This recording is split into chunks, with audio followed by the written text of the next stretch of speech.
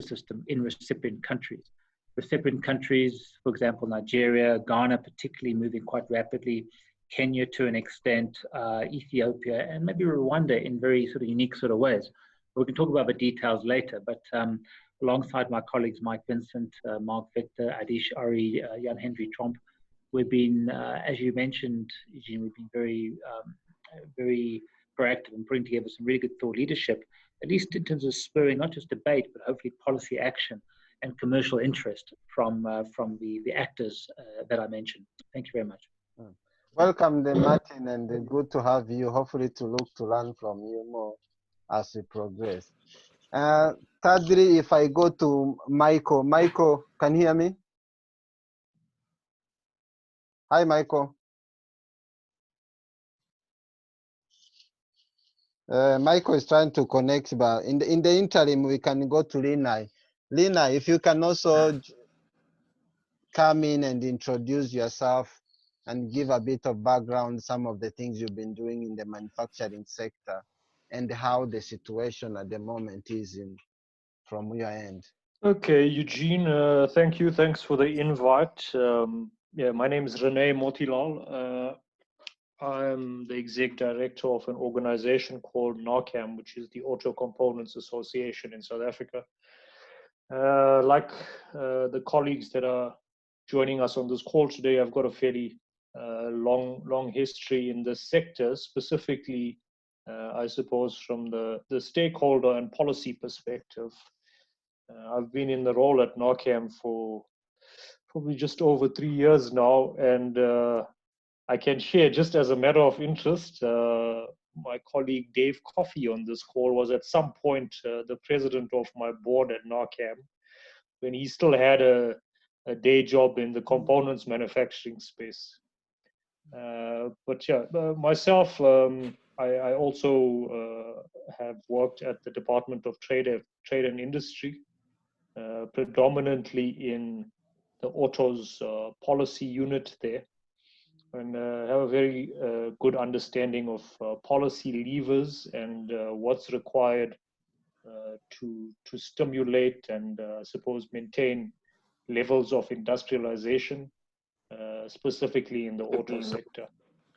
My organization, as the representative voice of component manufacturers, typically has at heart the interest of the value-adding part of the autos manufacturing chain.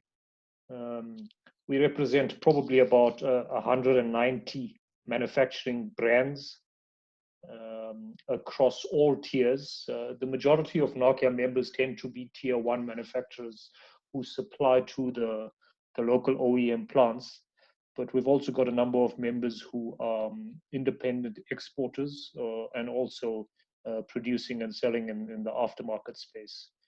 So I think, yeah, by way of background, that's pretty much where I come from and the professional history. Thanks. Welcome, Lina, and great to have you. Thank you.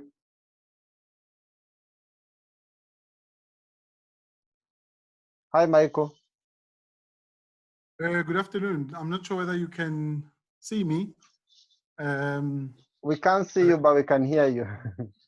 Okay, I'm battling to connect the video, but if you can hear me, yes. I think let me proceed. My name is Mike MABASA. I'm the Chief Executive Officer of NAAMSA. NAAMSA represents, obviously, the automotive industry in South Africa, in the main, the original equipment manufacturers.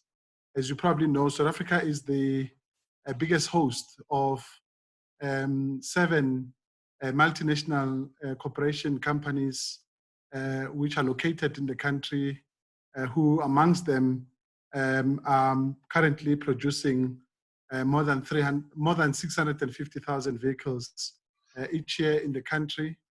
We're hoping to obviously increase that production capacity to go above 1 million in the next 15 years, in line with our current automotive master plan that we have put together. But over and above that, we also represent more than 35 importers in the country who import, obviously, vehicles from different countries around the world. And obviously, these are vehicles in different categories, including passenger vehicles, light commercial vehicles, and obviously trucks and buses.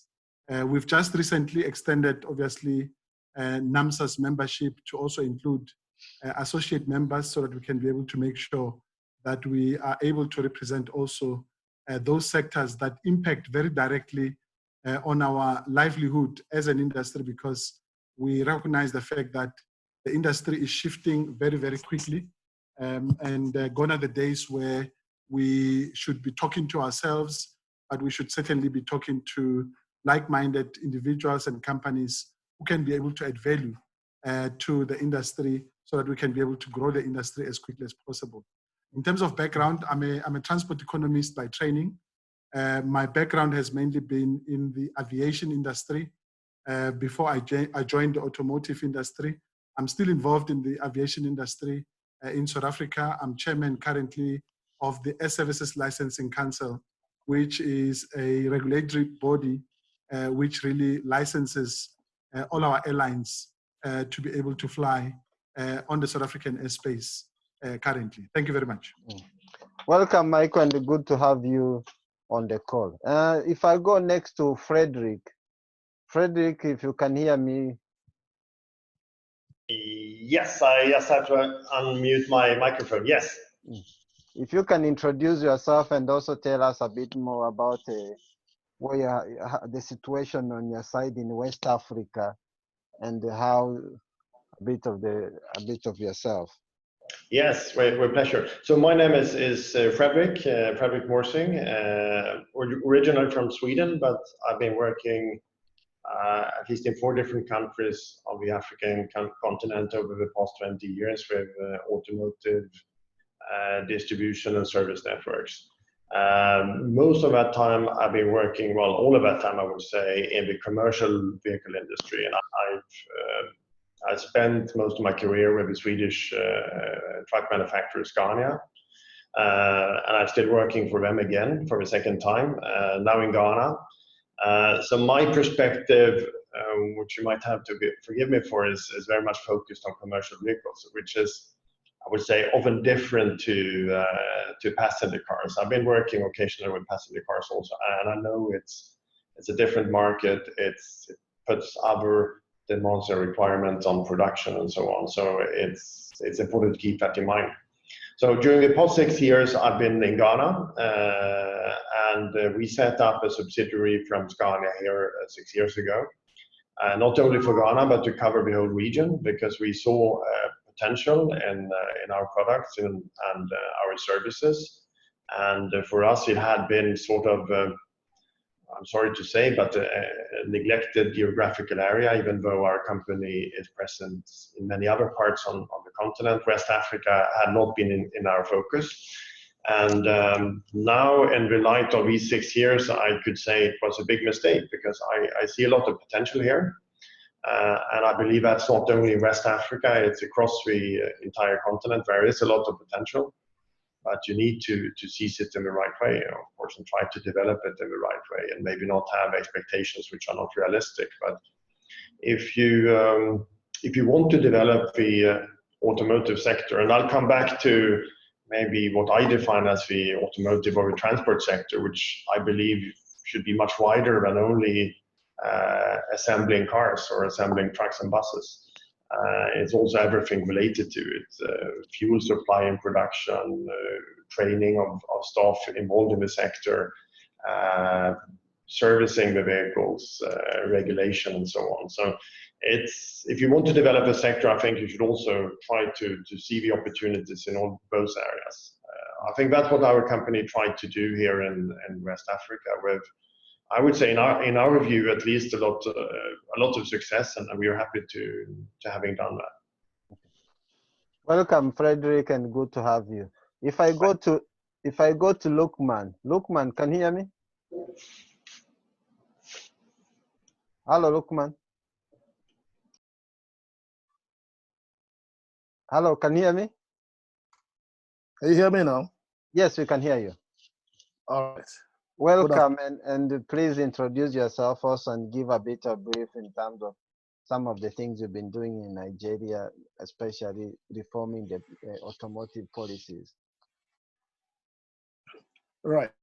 Thank you very much for having me, and good afternoon, everyone. My name is Luqman Mamudu. Presently, I am the CEO of Transtech Industrial Consulting Limited. This is for the past 3 years. Before then, I was the excuse me. I was the head of department and director for policy and planning in the National Automotive Design and Development Council. You captured it at National Automotive Council in your intro, but that has since given way to NAAMSA in 2015 with the amendment of the Automotive Act in Nigeria. Now, what I do at Transtech Industrial Consulting Limited after I retired into consulting essentially is still focused on the automotive industry. To attract or to facilitate investment inflow or to nurture existing investment in the automotive industry in Nigeria. And to a large extent, we have been able to, if you like, hold the hands of those who come to ask for our services. And I assure you that there have been quite a lot of them. I am also, at the moment, the chairman of an organization which I helped to found. It is called Resident Automotive Component Dealers Association of Nigeria, RACDAN. Now, RACDAN is an association of automotive dealers that aspire to source their components and parts locally, of course, in the long run, but at the moment, they aspire to also ensure that they bridge the gap between the dominance of fake parts, the gap in the access to genuine parts in Nigeria.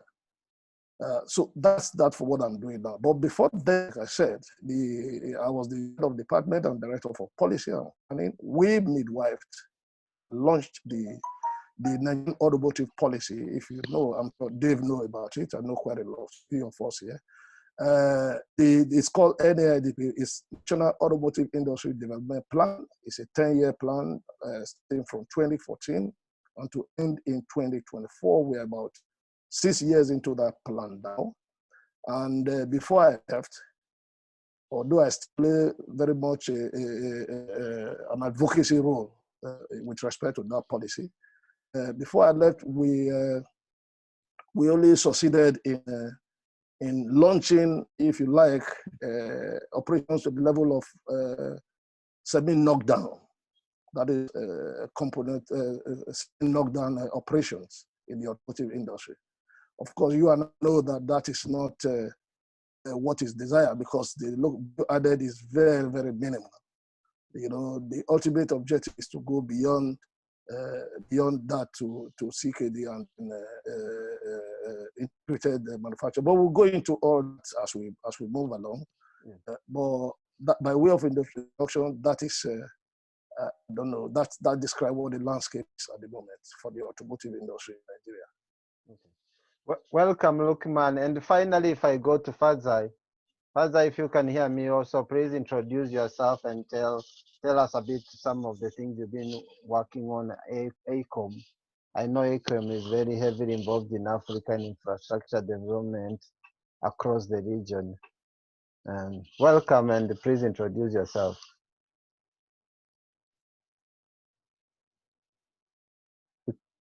We can't hear you. Okay. Sorry.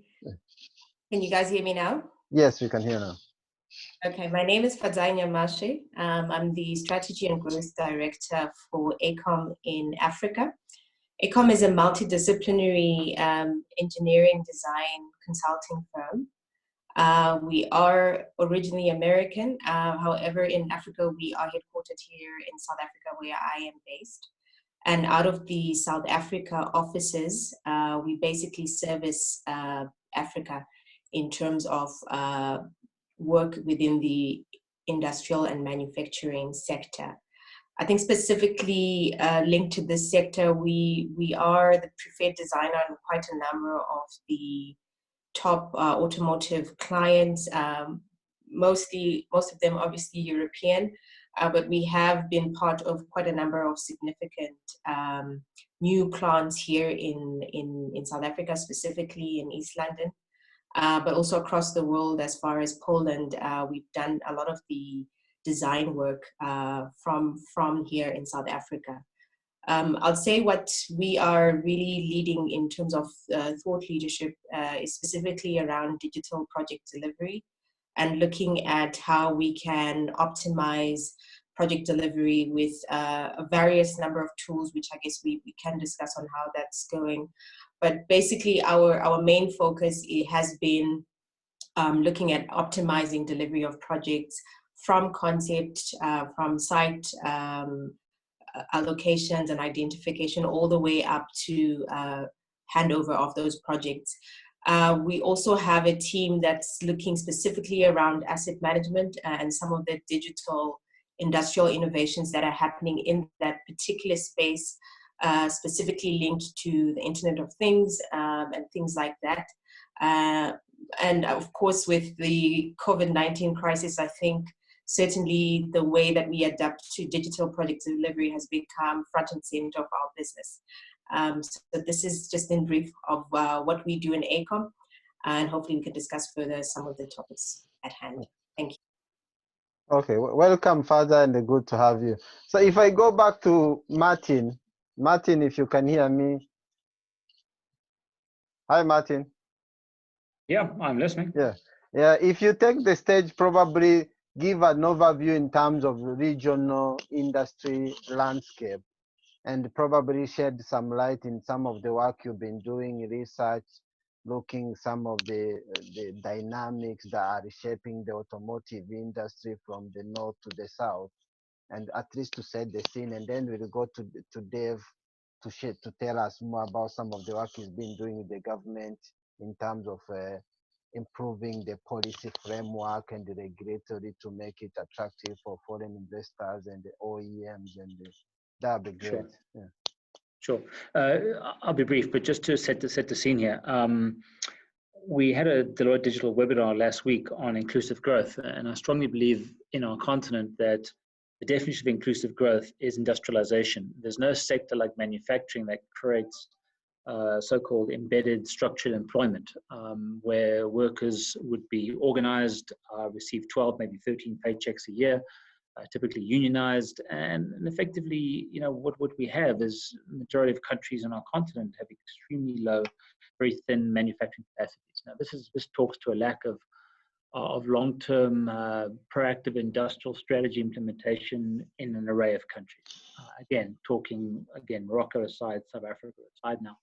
But as Fredrik was saying earlier, it's not just about the manufacturing, it's a broader ecosystem that needs to be created here, from a transportation, the infrastructure, the fuel. It's a very, and Renee's will talk, of course, to the supply chain, be it first, second, or even aspirational third-tier suppliers. So from Deloitte's perspective, we've been helping our clients think through, largely from a strategy, a consulting perspective, is how to think broadly, not in terms of narrow interest, but a broader sort of ecosystem approach when looking at the target countries that I've spoken to earlier. The big picture play here is that I don't know one country, I don't know a single one in the world that has succeeded or developed without industrialization. Simple.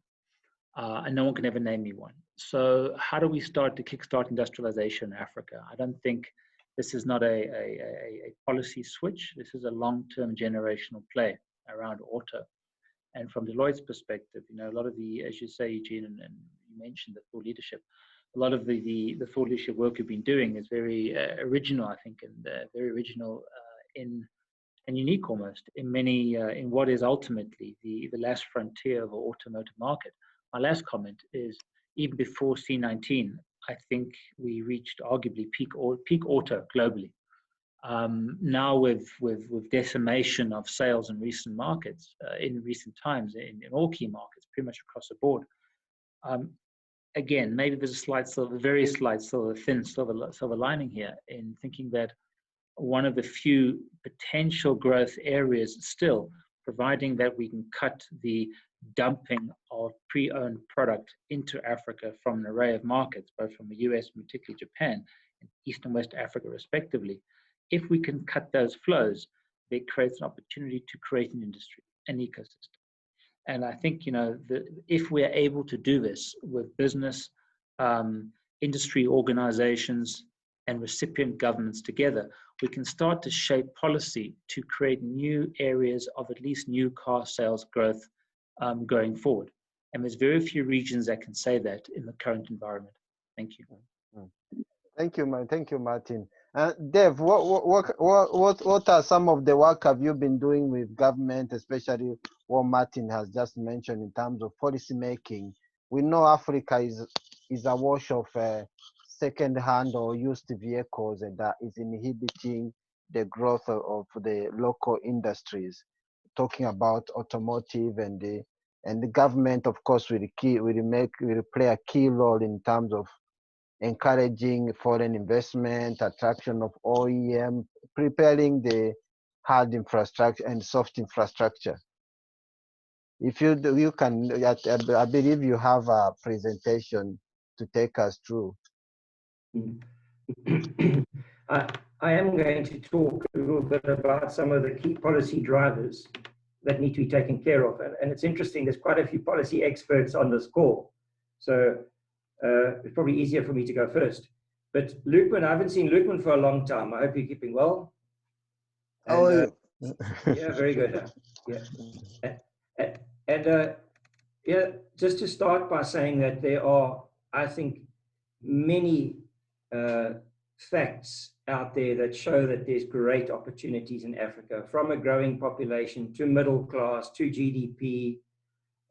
There's huge opportunity. You know, in Africa, we have a median age of under 20, whereas the likes of Europe is in the 40s. So there's much opportunity. And I do want to mention about the motorization rate in Africa. There's a low vehicle density with 42 vehicles per 1,000 inhabitants. It's substantially lower than the global average of 180. America's on 830. Europe is about 580. So there's huge potential for growth and job creation as long as we develop effective automotive ecosystems. That's what's very, very important, is that it has to be an ecosystem, and some of it's been touched on already.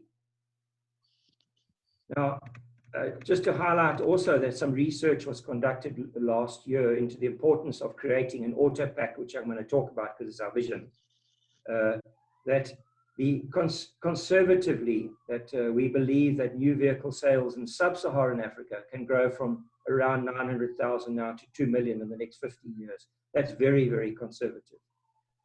We also understand the impact COVID, or maybe we don't, will have on the region, and that it's a real challenge in terms of the economy and costs. But I also think there's an opportunity coming out of this, in that around the world, organizations may want to diversify their sourcing. Globally, companies will consider localizing and regionalizing supply chains and new forms of technology, which may not need the scale as required before. So I think we've got to look at that positive too. But I would like to share with you the work that we do focus on in engaging with the African countries. And obviously the more recent one was Ghana, that's approved its bill. I'm engaged with the Director General in Nigeria actively on trying to give input into their policy. But I'm just going to highlight some of the key drivers. And it's absolutely critical that the country has the political will to introduce an effective auto policy. That is absolutely, that's a starting point. And that's where I applaud the Ghanaian government for approving their customs amendment bill in March in Parliament this year. Also very important is the political predictability and legal certainty. They are very important for automotive investors, as they need confidence. A stable regulatory framework is therefore required, and where applicable, specific aspects need to be passed into law to provide more certainty. Eugene, can I just ask, is the sound clear? Yes, we can hear you clearly. Very good. So the other aspect which is vital is market demand. And it's therefore important that asset-based vehicle financing needs to be introduced, as new vehicles must be affordable. It's pointless going in there and having all the policies, developing the ecosystem, and people can't afford the vehicles. There's got to be the demand. And we work with the financing institutions to give our support to their efforts to bring the affordable financing in. And maybe just to cover on the used cars. Used cars occupy more than 80% of vehicle sales. It's an aging fleet in the heart of Africa.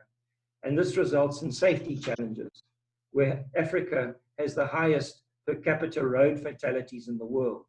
According to the World Health Organization, this is expected to increase by 112% by 2030. I see the high percentage of used cars as an opportunity, as we come off such a low base of new vehicle sales that even in the post-COVID environment, new vehicle sales will grow within the right automotive ecosystem. So yeah, there's a lot of talk about the negativity of what we're going through and the impact. I think we must reverse that discussion around. And reducing second-hand and grey vehicle imports is key to driving new vehicle demand. And Africa is used as a dumping ground for new used and used vehicles. So limiting or managing these second-hand vehicles effectively is important to ensure safety and to support the manufacturing and assembly of vehicles. We at AAAM, we fully understand that a government cannot just switch it off, cannot just switch second-hand cars off. They can rather manage this in a transition. And some of these levers for doing this effectively are being implemented by Ghana in their program. And it's important we move over time towards creating a second-hand car market from the sale of new vehicles. Other drivers for the auto policy and effective industrialization involve the conventional investment incentives, which I'm not going to touch on, which include the trims, as well as clear criteria for the assemblers to be registered to enjoy the benefits of the auto policy. We need to avoid those that are not serious about real industrialization in the African countries. And to that, the assembler should be an OEM or supported by an OEM, thus enabling technology and competitiveness. So those are some of the key drivers. Obviously, standards, vehicle identification, homologation are also important. But I do want to share two programs that we are busy right now with in Ghana as AAAM. And the first is skills. There's a shortage of skilled labor for growth in current and new technologies. So we've launched a skills working group within the members of AAAM, where the OEMs, component manufacturers, are in the process of identifying their priority skills requirement when investing in African countries. Fredrik touched on the importance of this. But these skills requirements, along with the existing skills development material, will be explored as the framework in order to harmonize vocational auto skills programs across Africa. And it's interesting where our working group is going at the moment. But for example, auto technicians are one of those skills because of the diagnostic and testing capability and where it's heading. I'm sure we will, once we have that, we'll be meeting with Moti in Ghana to share and see how that the Ghanaian government can develop those skills. The other key aspect, and Renee might touch on it, is component making. We know that the tier one component manufacturers will follow the OEMs when they get to CKD assembly. But in the interim, in partnership with NAACAM, we launched an aftermarket component manufacturing project in Ghana.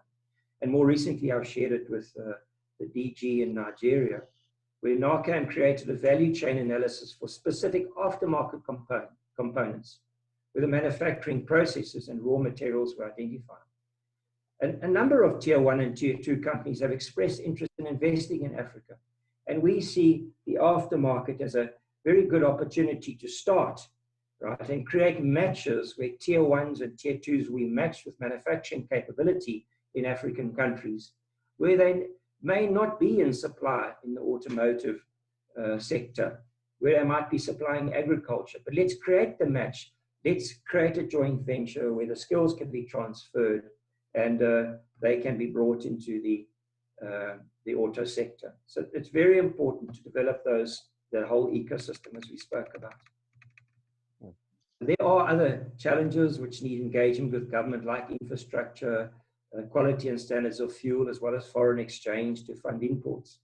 But those one needs to collaborate with government. But I just want to share from a policy perspective, our vision as AAAM. We are driving for a Pan-African Auto Pact. And this brings about the required scale and involves, as we see it, a number of steps to developing the auto industry in Africa. And the first step is to develop compatible but independent effective auto policies and ecosystems that attract real industrialization that will result in CKD assembly. I've spoken about Ghana. We're working closely with Nigeria right now, and soon to be Ethiopia and Kenya. Egypt, I'm aware, is busy with the approval of an auto policy, which will be in Parliament soon, whilst Morocco and South Africa, we know, are well industrialized. And the second step of this development is where compatible regional policies are to grow significantly. We refer to this as the hub and spoke model. So our vision is to establish an automotive pact where hub economies are responsible for vehicle assembly. Not all countries can assemble vehicles competitively, and populous economies here have an inherent advantage. So the surrounding economies to these hubs we believe will manufacture and provide automotive components and supply chain activities to the hub economy, thus ensuring the regional support. So the vision is to have hub and spokes in the south, the west, the east, and the north of Africa. And the third step is to developing this into the Pan-African Auto Pact, where these regions will trade cars and they will trade components, thus bringing further scale on competitiveness. And this ultimately falls into the whole African Continental Free Trade Agreement. So that is our vision for developing an industry. I'm going to finish off just with a comment on electric vehicles from a AAAM perspective, and I'd really like to hear the input from the other members on the call. I get asked the question, so when are EVs going to come into Africa? So our view is that the level of local demand will determine whether the electric vehicle is assembled in Africa. It's assembled. So price parity between the internal combustion and the EV will at least be achieved over the next few years, if sooner. This is moving fast as the OEMs ramp up production levels to meet the global demand, and this is supported by the reduction in the cost of the technology. But we envisage that hybrid vehicles, including the use of bio-compressed natural gas, being manufactured sooner and before electric vehicles in Africa. Morocco may well manufacture EVs with the close proximity of their substantial European demand. And there will certainly be some consumer demand for SUV EVs, but this may also depend on reliable and competitive power. Thank you. That's my input. Thank you, Dev, and for that expanded the perspective on how the policy can accelerate auto industrialization in Africa. Clearly, policy will play a key role in terms of building investors' confidence, creating conducive environment, attracting investors like what we've seen. Fredrik now is in Ghana on assembling commercial vehicles. To complement some of the policy things you just highlighted, probably Luqman, how is the policy situation within Nigeria? I know I was in Nigeria, I think 2013, 2014, when they were reviewing their policy to enhance local industrialization, but it kind of somehow failed because of change in the government, and some of those policies either were shelved and were delayed, and it wasn't very attractive to color OEMs that were keen to come into Nigeria because of attractiveness of the market. What's the situation at the moment? How things have been moving so far? Yes, thank you very much once more. And I would like to identify with most of the points that were raised by Dave, because it's essentially represent what the situation is. Can you hear me? Yes, we can hear. Okay, represent what the situation is in Nigeria, what our aspiration is in Nigeria as well. Yes, in 2013, 2014, the policy was launched. And I must say that we had the most generous, policy from the Nigerian government, which was almost 7% tariff differential between the fully imported automobile and then the locally assembled or manufactured automobile. That represented a very, very huge opportunity for us to hit the ground running. What I mean for the automotive practitioners to hit ground running. But unfortunately, in spite of the very robust NADP as the auto policy that we roll out, there hasn't been much achieved, essentially because of lack of political will, represented by the delay in legislating on the Investment Confidence Bill Act. They've mentioned something about consistency of policy. That is one of the banana peel when it comes to policy implementation in Africa or sustenance. Most of the investors, especially OEM or the AAA, which represent, are a bit reluctant to come into investment environment like Nigeria because of the absence of that confidence bill. But having said that, I'll quickly go to the landscape of the automotive industry or manufacturing in Nigeria, and if I did say in Africa. It is largely dominated by very low local value addition activities. I dare say that the manufacturing in Africa, including automobiles, far less than 10%.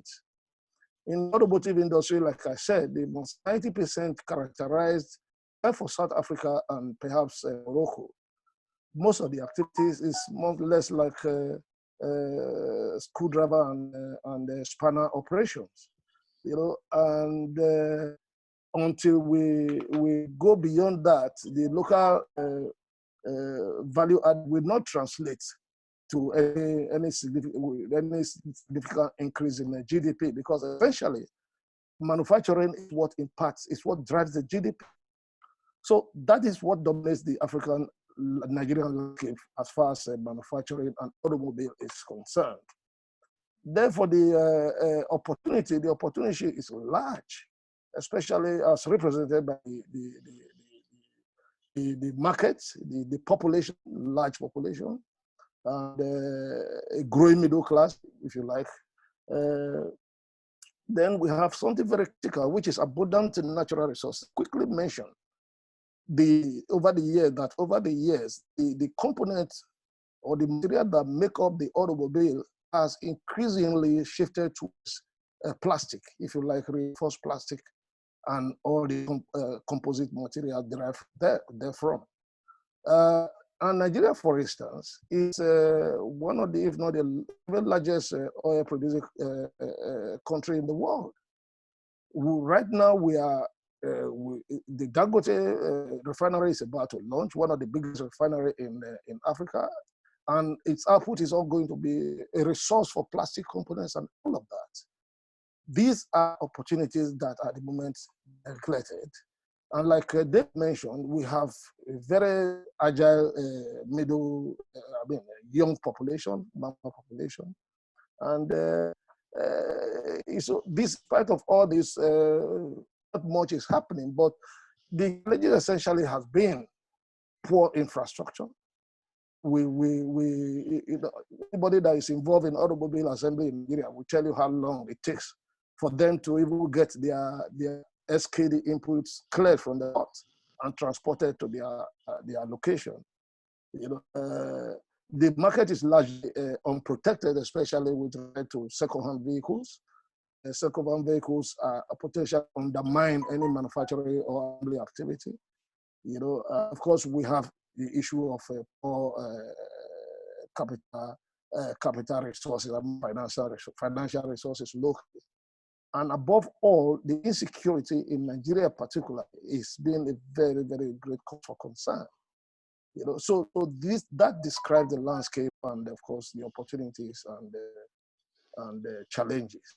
If I'll quickly mention the drivers, which Dave have done very good with. The drivers are essentially, like he said, the policy consistency are there to repeat again. That is very, very important. If there's a policy consistency, that's essential to engender investment in the automotive industry, and indeed other industries as well. Then I already mentioned the infrastructure, access to financing.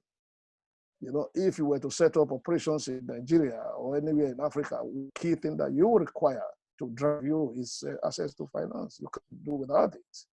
Then I must not fail to mention the positive of digitalization infrastructure, the ICT, because even as I speak to you now, I'm experiencing a lot of fluctuations in my access, broadband. So those are the issues that describes the situation in Nigeria. If I would quickly mention the incidence of COVID-19 and deglobalization and globalization, I'm hearing that word first time, how it will reach Africa. I know that globalization itself is it's something that impacts negatively on Africa, or especially in Nigeria, because our economy is dependent, is dictated by outside forces. That is because our manufacturing is still at its infancy. You know, most of our goods, what we export out are primary. We export raw material and all of that, and the prices are dictated outside. So with any shock in the global economy, it affects us negatively. We are very, very susceptible to it. And so they've also mentioned that for us to survive this era, we need to look at ourselves, look inwards, and then form some kind of intra-African relationship, if you like, trade relationship. For instance, if since Nigeria have resource in plastic, it can specialize in the manufacture of automotive plastic items and exchange that with South Africa that perhaps are better off in other aspects of the automobile. And then, of course, if we need to strengthen the industry, especially the value chain, we need to set up or be serious with our automotive supplier packs. Because the supplier pack, if you look at the incidence of all over the world where automobile manufacturing has succeeded, including South Africa, you find that the main platform to bring this about is the packs. Can't remember the name of the place. I've visited those parks in South Africa extensively. Roslyn, I think, that's where the park is. And that's something that we have planned for Nigeria. In fact, as we speak, we have about 3 locations of an average of about 400 400 hectares each, designated for our supplier parks. Unfortunately, not much is been happening, Eugene, because you asked. As far as the automotive policy is concerned in Nigeria, they seem to be in a state of suspended animation. It pained me to hear that when Dave was making his contribution, the reference to each time he referred to Ghana, I felt some pains, because we started this game before actually made a presentation to the ECOWAS community sometime in March 2015 about what we're doing in Nigeria with the automotive industry. And because of our presentation in the ECOWAS meeting, the automotive industry was admitted as the 4th agenda of African industrial policy. The other ones, if I remember correctly, was architecture, then medicine, and food. It was right there and then that the automobile was added at the fourth agenda. And subsequently, we had some meetings in Nigeria. Then I'll quickly go to the advanced technology. It's not too. If you don't mind, we can talk about advanced technology. Okay, that's all right. Yeah. Okay, that's all right. So I would like to stop there for now. Okay, thank you so much. And of course, as you rightly highlighted, quite a lot of things. But one of the key things also to drive automotive industrialization in Africa. Before I go to Fredrik, let me go to Lina and Michael. Michael and Lina, if you can hear me clearly, supply chain is key to drive industrialization and OEM manufacturing in Africa. And the recent disruption as a result of C-19 has exposed quite a lot of risk and rethink again, depending on supply chain from China, and also quite a lot of global OEM now relooking their supply chain model, especially some of them have been heavily disrupted that they were not able to continue production for the last 2-3 months. So as leaders in the supply chain, are you likely to see any shift in the supply chain across Africa? I know South Africa has a very strong supply chain, of course, supported by Botswana and Namibia, some of the T1, T2 suppliers around the region. But how can we develop the supply chain across the region? And probably you can also talk if the free trade agreement is likely to support or inhibit development of supply chain across the region. Yeah, I'll be brief, and Renee can obviously come in. Look, I think there are certainly opportunities to expand and strengthen and deepen supply chain opportunities. In South Africa, in particular, we've taken a policy decision to develop our own automotive master plan, which is really a 15-year strategy to focus specifically, amongst other things, on how do we deepen and also how do we widen localization. Because currently, if you look at our vehicles here in South Africa, around 39% of the components that we have in those vehicles, the components obviously produced here in South Africa. We have now increased the threshold from 39, and our ambition is obviously to get to 60% in the next coming 15 years.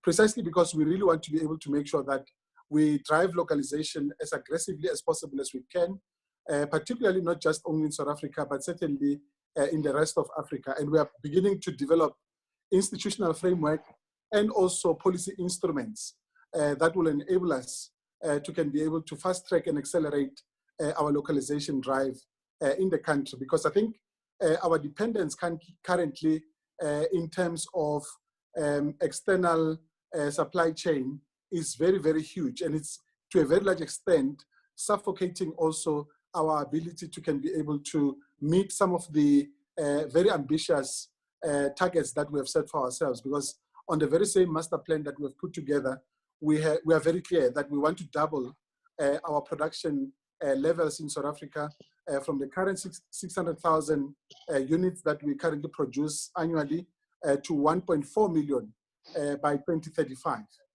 If you look at the South African automotive history, it took us actually about 124 years to be able to produce the current 600,000 levels. And we are now obviously very ambitiously saying that we will be able to double that production by the next 15 years. And it's possible. And the reason why we believe very strongly that it is possible is mainly because our ability to be able to strengthen our capacity in relation to our supply chain is going to obviously lead the way. And I think for us as OEMs, particularly in South Africa, we're also beginning to see a shift in relation to the market, because the South African market currently, we're not selling vehicles primarily to the local South African market primarily. 64% of what we're producing currently in South Africa is not consumed in South Africa. That volume goes out of the country. We're currently sending and exporting vehicles to around 151 different countries around the world. And we are beginning to see that growth very exponentially. If you look at Africa alone, we're currently exporting 13% of what we're producing in South Africa into Africa. And we believe very strongly, obviously, with the fact that we have now signed up to the Intercontinental Free Trade Agreement, that opportunity will certainly grow quite exponentially. We were actually, towards the end of last year, visited countries like Ethiopia, where, for example, we've noted, obviously, with interest, the fact that in a country of more than 110 million people, if you look at their car park, it's far less than 250,000 vehicles, the majority of which are grey imports. And there are obviously opportunities there. We've already had follow-up conversations with Ethiopia so that we can be able to make sure how do we then ensure that we're able to strengthen those particular ties. And I think to Dave's point, I think that the strategy for us also in South Africa, because we're currently hosting, as I indicated earlier on, 7 manufacturers in the country. The intention obviously is not to replicate all those investments across Africa, but we obviously need to be able to see how best we can strengthen this regional and obviously the pact that Dave spoke about earlier on, so that we can be able to make sure that we are able to source some of the key important components and also some of the raw material, because as we know, South Africa and the rest of Africa is actually endowed with a lot of mineral resources that we can be able to explore and expand and extract from the African continent, so that we can be able to really develop and create our own components that are African, based and manufactured instead of relying from other regions of the world. Renee, I'm sure you can obviously expand further from that. Yeah, okay. Denai, what's your thought? Are we likely to see OEM and Tier 1 bringing a supplier close to home? If you can expand and just give your thought in terms of some of the key shifts you're likely to see coming in the near term and the long term. Yeah, sure. I think the important point about this COVID situation is that it has exposed certain challenges in terms of what was just a globally accepted form of production. And I suppose the globalization-driven value chains that we've seen over the past 30 years plus. Definitely some opportunity now to talk to Mike's point about increasing localization rates in South Africa. It's actually an opportune time for us in that a new policy environment is coming into play in South Africa as of next year, which looks to help move the country up to an average of what we're looking at as a 60% localization rate. And as you rightly pointed out, some of the supply chain challenges in terms of getting components out of other global production destinations into South Africa to be used as part of vehicle assemblies now being called into question. It's ambitious to say that right now you're going to see immediate substitution of components that may be coming out of China or Thailand or any of the other destination, but it does give a framework from which we can start as a sector, OEMs and the large component manufacturers, to start sitting down and saying, right, okay, these were components that were being in some extent clogged in getting into our plants. How do we sort of proof or put in place mitigation strategies of increasing our own local sourcing, so that you're not dependent on these kind of imported value chain products. Having said that, I think the implication for the wider African economy, and I must just reiterate what some of my colleagues said earlier. For me, the African industrialization economy from an autos perspective is inextricably linked to what we want to achieve in South Africa, and South Africa being a destination that has a very long history of autos production, and equally as important, a long history of very clear and predictable government support. It's a really important point. If you want to, we've heard good examples of how policy can support and grow production in different regions. There's also good global examples of what happens when you start pulling away the policy levers.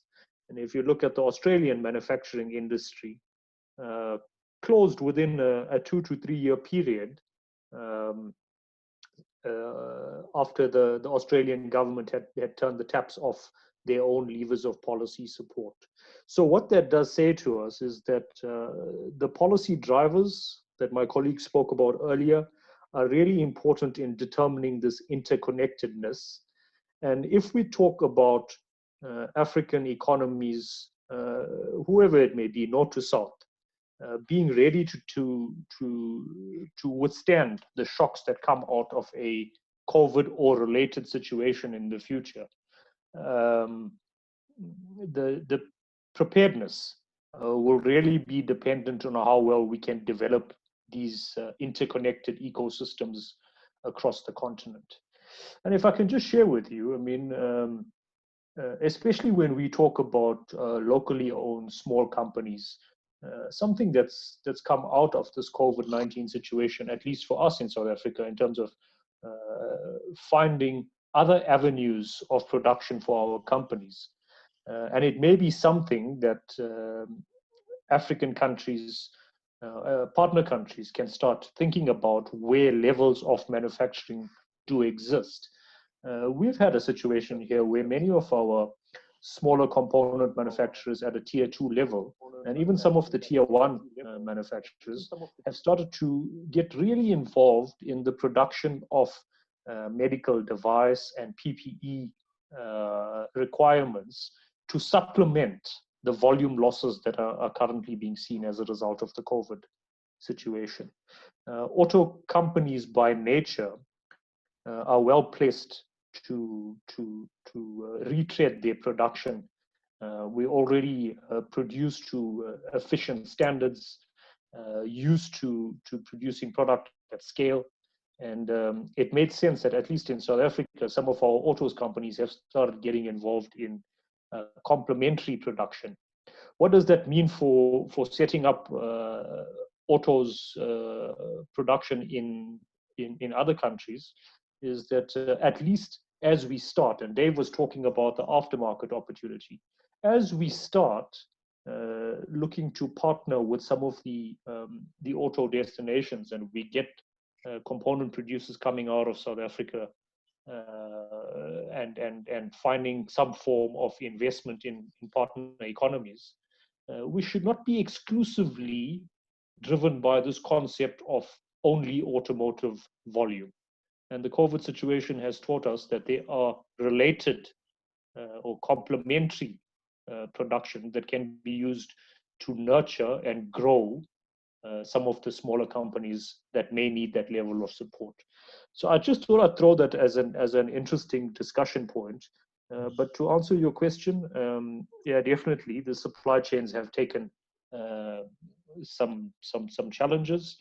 I think the policy and the will to drive substitution of production from other parts or other continents into an African context, now's the time for us to be talking about that and finding ways of making it happen.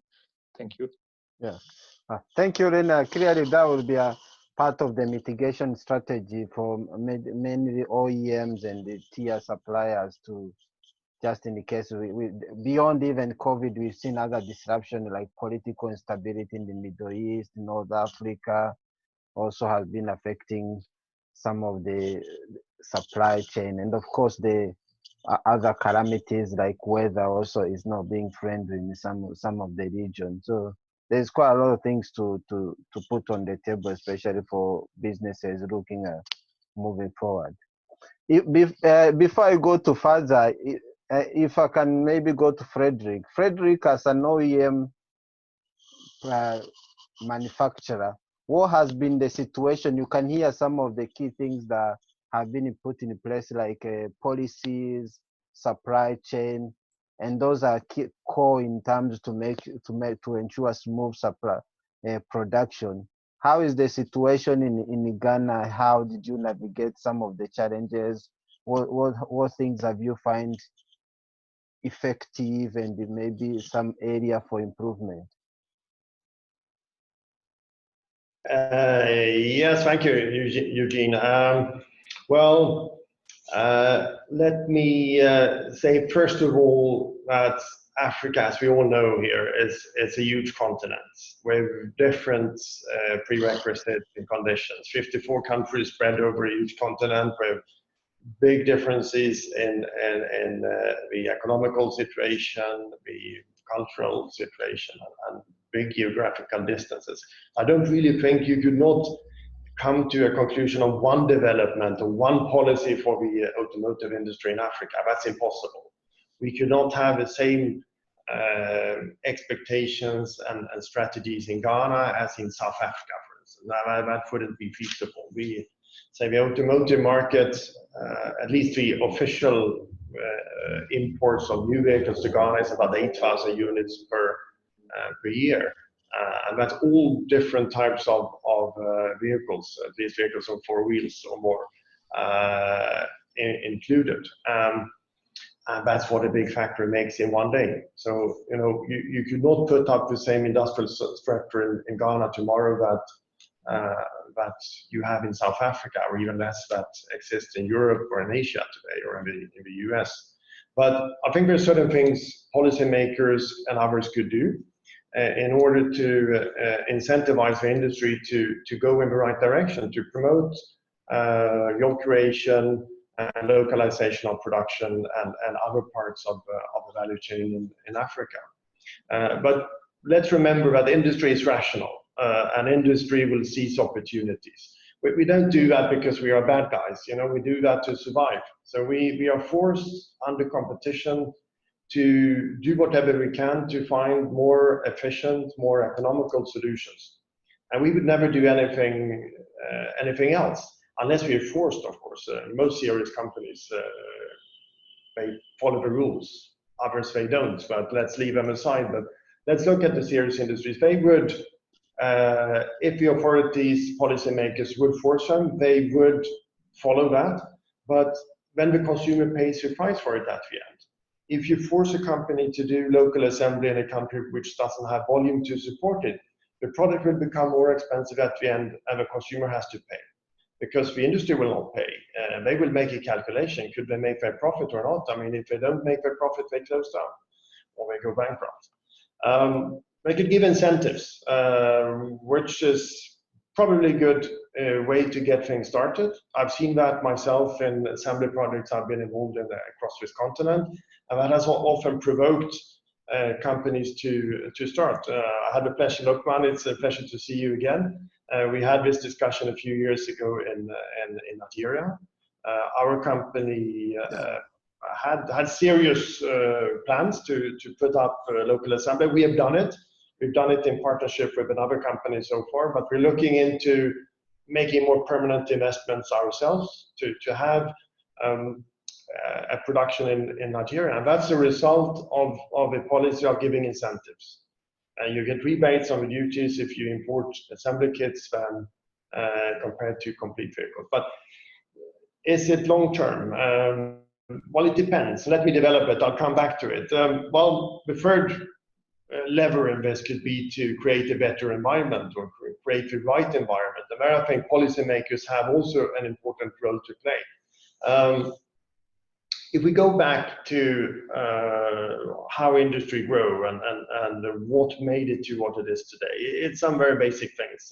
And I'm not teaching you anything by saying it. I just want to remind everybody that what we have achieved in the industry so far is based on specialization that gave competitive advantages for different companies. And it's based on trade in between countries to upscale your production volumes and reach benefits of scale. If this wouldn't have happened, you could never have bought a truck or a car for an affordable price. If it would be a handmade piece, you know, you'd pay 10 or 100 times more than a consumer is paying for a vehicle today. So it would never be a mass consumer goods like you could say passenger cars is today, or transportation in my sector of commercial vehicles would never be what it is if a truck would be 50 times the price that it is today. And that would be the effect if we would not have driven the industry to the point it is. So the automotive industry over the past 100 years or so, it developed to what it is today. It's a well-oiled machinery with sub-supplier, logistic chains, and it has taken a long time to build up, as I said. And you can see, speaking about COVID-19 and this perspective, you can see how streamlined and how vulnerable it is. Our factories, they had to stop more or less immediately because borders were closed, sub-suppliers could not deliver their components, and you could not build a truck if one part is missing. You need everything. You could do temporary measures to do things half ready and put it aside, but that will work for a day or two. Otherwise, unless this well-oiled machinery that is today the effect in the automotive industry doesn't work, everything collapses. And we've seen that. And I don't think anyone really foresee how vulnerable it is. So that's something we have learned from the COVID-19 pandemic. And there would be changes in the industry because of that. But I still think, even after this has gone over, because I'm convinced it will, we will still be vulnerable, and the basic things will not really change fundamentally. This is important to remember for Africa, because there are challenges here. There are challenges that geographical distances are huge. The infrastructure for transport is not developed to the extent it should be. There are administrative barriers with complicated customs procedures and so on. I could tell you, it's not a funny story, but it's an actual fact. When we were assembling vehicle, the last batch we were supposed to assemble in Lagos, these vehicles or assembly kits were produced in November last year. And then we found out that the transit time, because the vessels are taking another route today, it increased from 22 days to 60 days. And this is a complete disaster. And on top of that, when they came to go into the harbor in Lagos, there were congestions in the harbor, so the vessels had to wait for 2 months on the raid outside Lagos. So how do you build a reliable manufacturing chain when conditions are like this? This is a fact, and this is something that needs to be worked on, and the logistic solutions need to be there, they need to improve, otherwise industry will not develop the way we want it to develop. So how do we achieve this? Yeah, I think we need to, together, industry, policymakers, and others, like we're doing here today, sit down and do the analysis correctly. Find the competitive edges based on the real circumstances, and aim for what is realistic and long-term sustainable. I have 4, I'll go through it quickly, 4 different things that came to my mind, but I think are topics that could be discussed further. But first of all, I think it's very good for the development of the continent if focus is made on labor incentive production. What do I mean by that? Well, first of all, the main objective in this, I think it is to create jobs and benefit from the potential of having access to a lot of human capital on the continent that could be further developed and trained to fit into the automotive industry and the tasks they have to do. But there are a lot of people around who are looking for a job, so that's a very good starting point. The second point in this is we are often looking at final assembly when we're speaking about the automotive industry. And well, I just want to tell you that, I'll tell you a business secret from our own company, that the final assembly is a very small fraction of the value chain.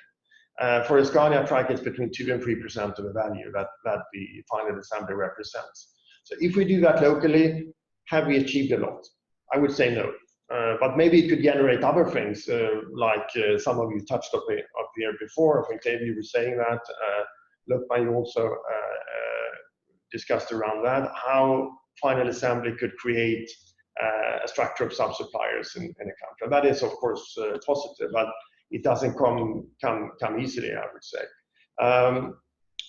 In the commercial vehicle industry, speaking about labor-intensive production, it's very much more be the equipment you fit on a truck or the bodywork. That is more specialized depending on the local conditions. And as I said, it's more labor intensive. So that's a good starting point. So instead of focusing on having trucks assembled, I would recommend the different countries and industries to look at how they could build tipper boxes and platforms and trailers, which is a lot of welding and manual labor work. That is a good starting point. And I think that has a higher success rate than actually the low value of the final assembly. Okay. That's my first point. My second point is to create larger market by facilitating movement of products over the borders. We have, as a company, huge difficulties having Ghana as a hub for West Africa. If we want to re-export a vehicle, made or not locally, but being physically in Ghana, if we want to send that to Cote d'Ivoire, which is a day's drive, it's a cost we have which represents about 3,000 euro. So 3,000 euro to move it from Ghana to from Accra to Abidjan. And that cost is far too high. Why is it? Because there are administrative procedures around it. The customs, they require a bond to cover the full value of the duties and other things that cost a lot of money. These things need to be looked at and streamlined so that industry could benefit from it, and that will promote investments. So I think promote regional trade on all levels and forget about countries only looking at their own interests. So take Nigeria and Ghana, since we are both represented here today. And if Nigeria is only looking after their interests and Ghana is looking after their interests, it's not a good solution for everybody. But if Nigeria would specialize in building buses, for instance, and Ghana would specialize in building tipper boxes or companies in these two countries, and they would trade with each other, everybody would achieve something. And the distances are not so big, so it's physically it's possible. And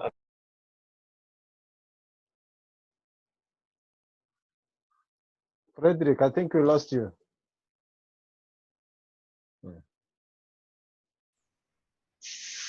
Oh. Do you hear me? Yes, we can hear you now. I don't know if you should I go back or did you hear the last thing I was saying?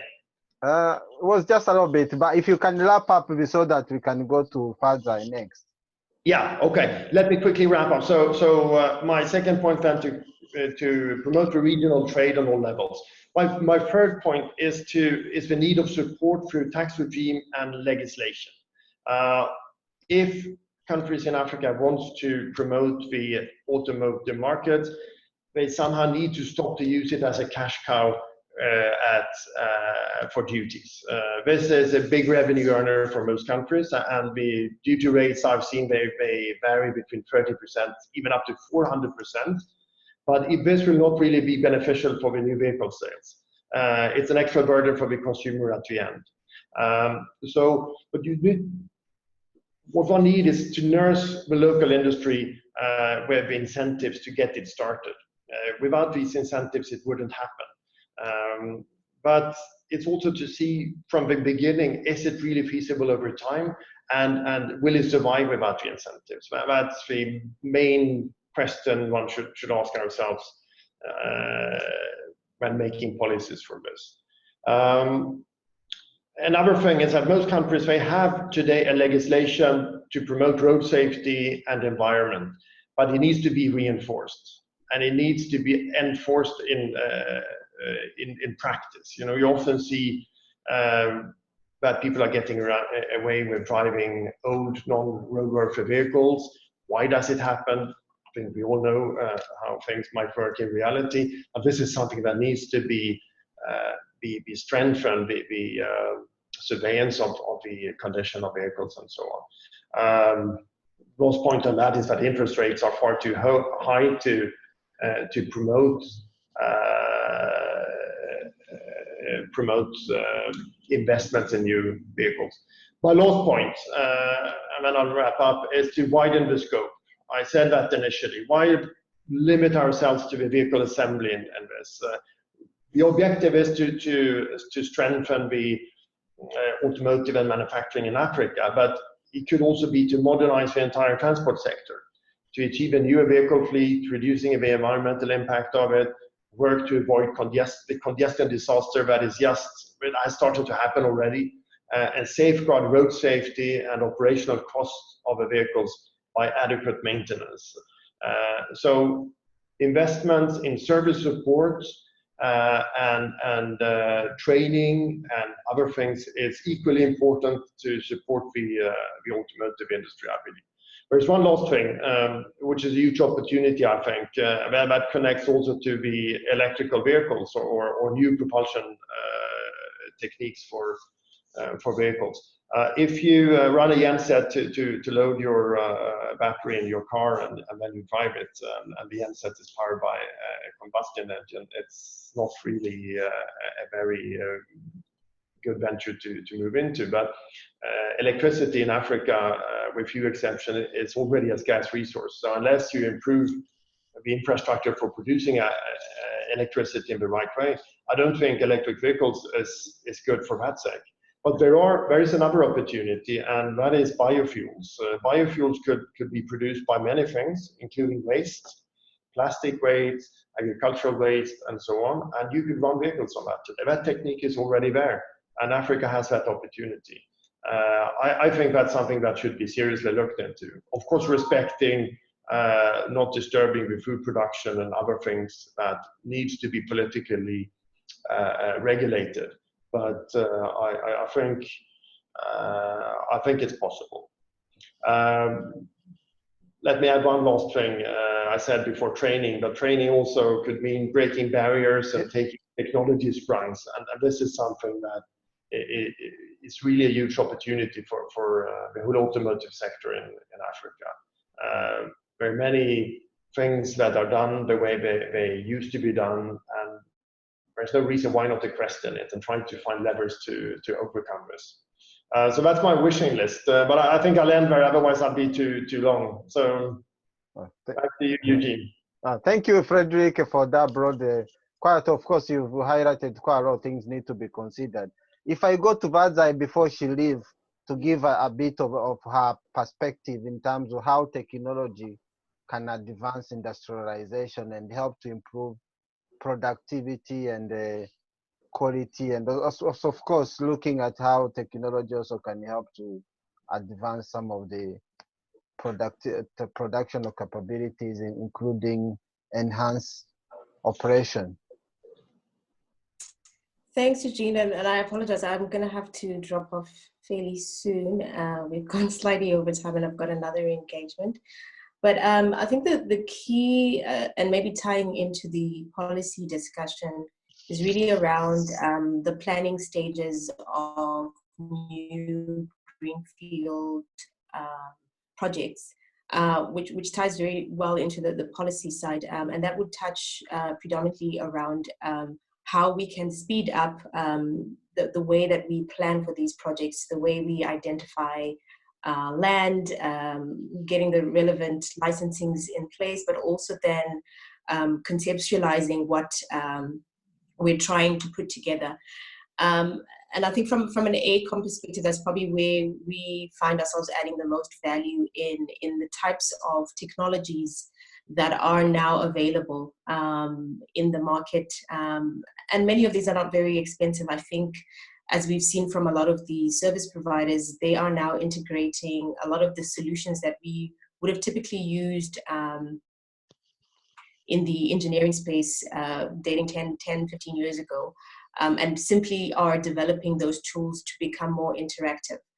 I specifically mentioned 3D modeling, where we're actually able to walk through a particular site with added features around virtual reality, where we can actually orientate yourself around what you're trying to build. And added to that, what we call 4D and 5D, where you start to map on your construction schedules as well as your cost or budget for your projects. And in that manner, what would typically take a good 6 to 8 months, if not a year, for the various stakeholders or shareholders to decide on whether or not to go for a project is significantly reduced in terms of timeline, because we're actually able to do that at a much shorter period, and also are able to make adjustments quite quickly. So, for example, if you were to do a 1,000-hectare body shop plant as opposed to doing half of that size, what that means, and you can make decisions fairly quickly. I'll touch on infrastructure as well, because we work very closely with a lot of our infrastructure clients, but I think that type of synergy and integrated design also helps you to see how everything then ties in together. Logistic planning is another aspect of 4D, where you could actually then also model your logistics supply chain and start to see how that impacts on your schedule and how you want to develop your plant. So I think certainly what we're seeing is there's an advancement in the use of those tools, particularly now in the current situation where we have social distancing and having people working remotely, where if you were able to harness a lot of the data and have that cloud-based, we're actually able to produce a lot of the key documentation that's required to allow the key stakeholders to make decisions quickly. So I'll touch, that's more on the planning side. On the construction side, there's certainly a lot of technologies that are now at play, and I think the automotive industry, as Fredrik mentioned, is quite a well-oiled machine. So things like 3D printing is not something unusual, but I certainly think there's certain aspects where those sort of technologies can now be investigated, as opposed to waiting for a particular piece outside of a remote location, or a location that is going to make logistics very difficult. I think this is probably the time of starting to look at your value chain and looking at what can be done in terms of expanding that manufacturing capability, albeit locally. Automation is an obvious one. Obviously, a lot of the automotive industry in terms of assembling particularly is highly automated. But there are certain areas where I think there's still room to look at what can be done around automating and increasing your productivity. And that sometimes is as simple as a programming logic that can be changed, or it could be obviously a lot more costly in terms of how to adjust that value chain. So there's certainly areas, I think, particularly in the market that we are in, where we are unable to have a set number of staff, but I'm talking South Africa specifically. At the moment, you can only have a third of your staff in the factories. There's certainly room for us to start looking at how you can increase some of these efficiencies, and simply by looking at what can be further used as in terms of a digital platform. I'm cautious of time, and I've seen, obviously, there's a lot of interaction happening on the chat group. From our perspective, we have quite a number of different channels or initiatives that speak broadly onto the 4.0 industrialization perspective, and I'm happy to share with anyone who's interested, and we can take on board any particular areas that we may want to explore. Thank you. Thank you, Fadzai, for that short sharing your perspective. Unfortunately, it looks like we've run out of time, but we can take one question, which is a hot question, mainly looking at how we can develop the capability and also enhance the after-sale market, because that's a huge area, especially for automotive and manufacturing sector. I don't know, anybody want to take that question, and then we can wrap up. How we can improve and develop the after-sale service, especially with the African market is very fragmented. Yeah, if I could chip in, Eugene, I think this is something we are working with every day, and it's a very important part to improve the automotive sector in general. But I think training is really the things that comes to my mind. Training. There are many people that we meet every day who are ambitious, hardworking, very interested to get into the sector, but they often come with a lack of experience in what we do. So we need to invest quite heavily in that, but with a very good result, I would say. And that's really something that needs to be built out, I think. And then, sorry. Okay, go on. No, I think the other thing also is, but this is different from in one country for another, but if I look from a Ghana perspective, what I said before, enforcement of road legislations and other things is also very important. So you level the playground for the operators. And maybe I'm speaking more of the commercial vehicle sector, but it's not really fair to let people run a truck that is dangerous and polluting, competing with somebody who is trying to do everything according to the book.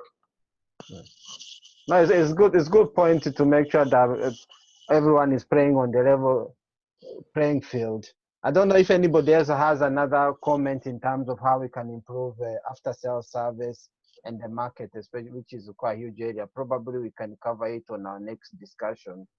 But in the interest of time, probably let's just wrap up and give the speakers 1 minute to summarize in terms of how they see automotive, African automotive moving forward, and what are the opportunities and the key things to look for. If I start with Dave, are you still on the line? Just one minute summary in terms of what to look for moving forward, where the opportunities and the best practice.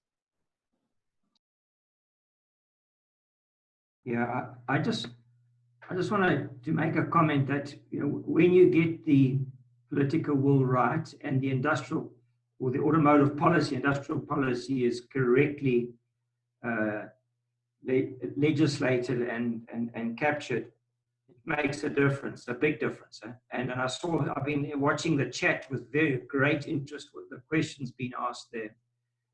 I can say here now that at least 3 vehicle manufacturers, one I think it's known already, will be assembling SKD. It's global OEMs by the end of March next year. Okay, so that's a positive start. It's a journey. I also heard Fredrik mentioning it takes time. It does take time. It doesn't happen overnight. But we've got to get onto a journey. The whole Auto Pact, there were other questions there about, we need to engage the ministers of these hub countries. And we have a plan for that. We've got to get buy-in. We got to get buy-in to the regional trade. So we trade with each other. Not everyone can make the same thing. It's spot on. So it's really about getting the minds and the collaboration working. Thank you.